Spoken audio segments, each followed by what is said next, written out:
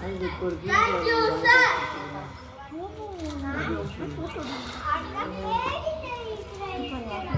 அப்படி என்ன அவசரம்? ஏதேனும் முக்கிய செய்தியா? எதிராக நிறைய விதைகள் முளைத்துக் கொண்டிருக்கிறது. நம் வேலைக்கு ஏறிவிட்டால் நம் இந்தியாவில் நம் நாட்டில் தொடர்ந்து கஷ்டமாக அப்படி என்ன நடக்கிறது நாட்டில்? நம் அரசுக்கு எதிராக மக்களுக்கு போராட்டம் விட்டார்கள். ஆங்காங்கே புரட்சியை பற்றி பேசுகிறார்கள். இதை நாம் கண்டுகொள்ளாமல் விட்டுவிட்டால் இது பெரும் மக்கள் போராட்டமாக மாறியுள்ளது. ஆம், இதை பற்றிய தகவல்கள் எனக்கும் வந்தது. நானே உங்களை அழைக்க இருந்தேன். அதற்குள் நீங்களே வந்து விட்டீர்கள். என்னதான் வழி? மக்கள் ஒன்றாக கூடி நம்மை எதிர்த்தால் நமக்கு சிக்கல் தான். எனவே நாம் ஒன்றியேற்ற வேண்டும். இந்த ஊரடங்கு சட்டத்தில் இந்திய நாட்டு மக்கள் யாரும் ஒன்று கூடி நின்று விடுதலை பற்றி பேசவோ, வெளியில் செல்லவோ, உறவினர்களை சந்திக்கவோ, வீட்டை விட்டு வெளியில் வரவும் கூடாது. அது எப்படிப்பட்ட அவசரமான சூழ்நிலையாக இருந்தாலும் சரி, இதனை மீறுவோர் விசாரணையின்றி கைது செய்யப்பட்டு 2 ஆண்டுகள் சிறையில் அடைக்கப்படுவர். இதுவே இந்த சட்டத்தின் வரைமுறையாகும். இதனை மீறுவர் என்ன செய்யலாம் மிஸ்டர் நாயர்? அதை பற்றி நீங்கள் கவலைப்படாதீர்கள் சார். கடையில் மீறும் அவரை நான் பார்த்துக் கொள்கிறேன். Good, very mister Nair. Thank you sir. இந்தியர்களை என்றும் வாழும் திறமை நமக்கே உள்ளது. அவர்களே நம் பணியாட்கள் இன்றும் என்றும். நிச்சயமாக சார், நீங்கள் கூறுவது போல இந்தியர்களை என்றும் வாழும் திறமை நமக்கே உள்ளது.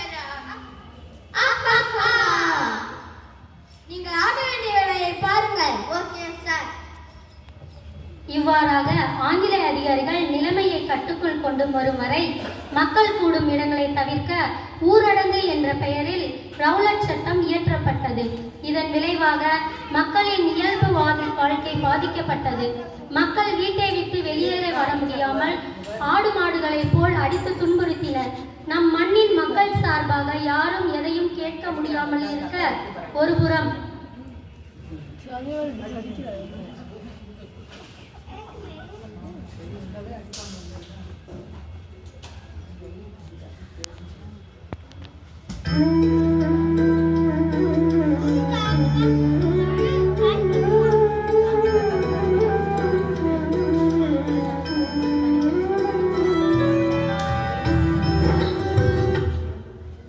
இன்னும் எத்தனை நாட்களுக்கு தான் நாமும் நம்முடைய நாடும் ஆங்கிலேயர்களிடம் பட்டு கிடக்குமோ?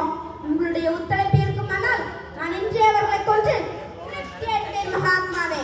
ஆமையா, அவர் சொன்னதை போல் வன்முறை ஈடுபட்டாலின்றி நமக்கு விடுதலை கிடைக்காது. அனைவரும் பொறுமையாக இருக்கும். வன்முறை ஒன்றை எதற்கும் தீர்வாக வீரமாக மட்டுமல்லாமல் விவேகத்தோடும் செயல்பட வேண்டும். நாட்டில் நடக்கும் அவலங்களை கண்டுபிடித்து நாம் பொறுமையாக இருக்க வேண்டும்.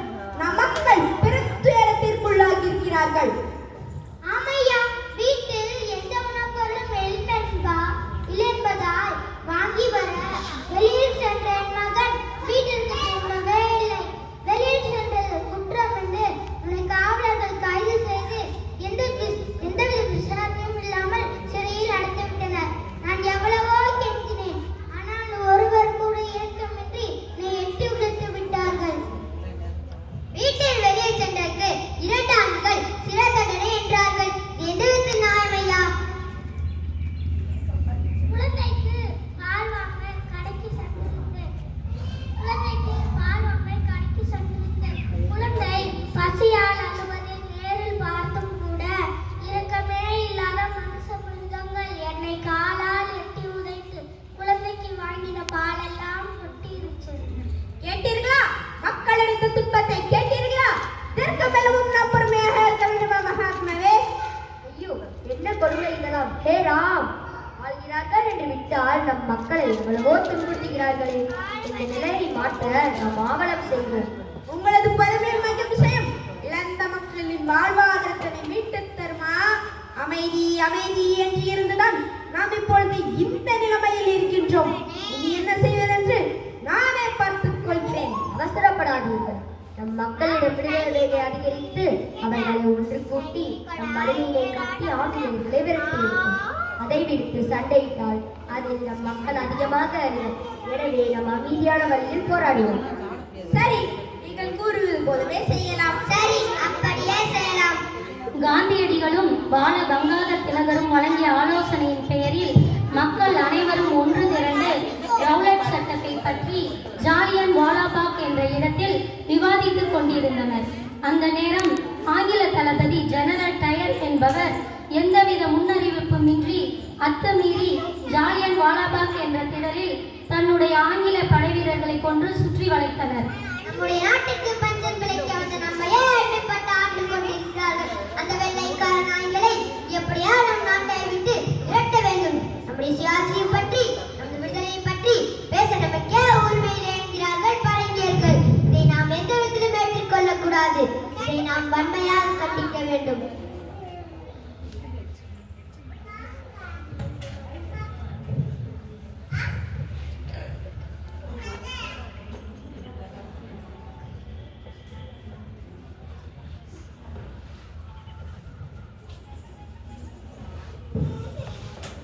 நாங்கள் போட்ட தடை உத்தரவு மீறி எங்கள் கூடியிருப்பவர் வருவதையும் கூட போரில்லை.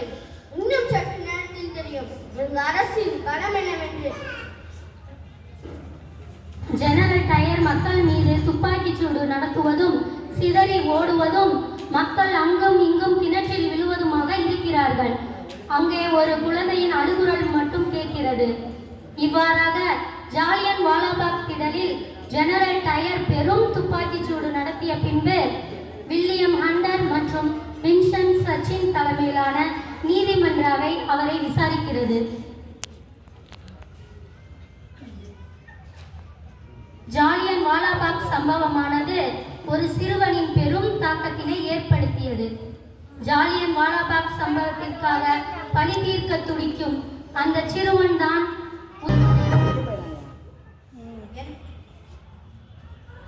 என்ன கொடுமை இது!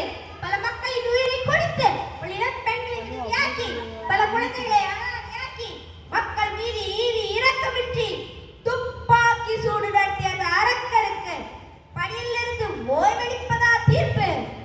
என்ன கொடுமை இது! இதை யாராலும் ஏற்றுக்கொள்ள முடியாது. ஆங்கிலேய அரசாங்கம் மக்களை பற்றி கவலைப்படாமல் தனது அதிகாரிகளை காப்பாற்றும் எண்ணத்திலே செயல்பட்டுக் கொண்டிருக்கிறது. டயரை வீட்டில் ஓய்வெடுக்க செய்கிறது இந்த வெள்ளை அரசாங்கம். எத்தனை மக்கள் கண்ணீர்களை குளித்துக் கொண்டிருக்கிறார்கள். இந்த கொடுமைக்கெல்லாம் யார்தான் பதில் சொல்வது?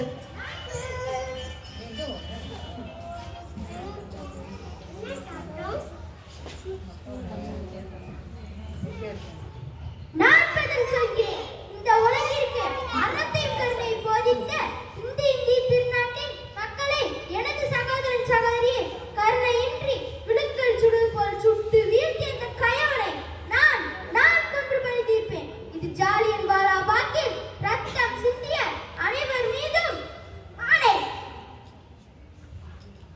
இவ்வாறாக இந்தியர்களுக்காக சுதந்திர போராட்ட வீரர்கள் மட்டுமின்றி குழந்தைகள், கர்ப்பிணி பெண்கள், இளைஞர்கள், முதியோர்கள், ஊனமுற்றோர்கள் என பல தரப்பினர்களும் தங்கள் உயிர்களை அறியாமலேயே கொடுத்துள்ளனர். நாம் செய்ய வேண்டிய கடமை அவர்களை நினைவு கூறுவதே ஆகும். நன்றி.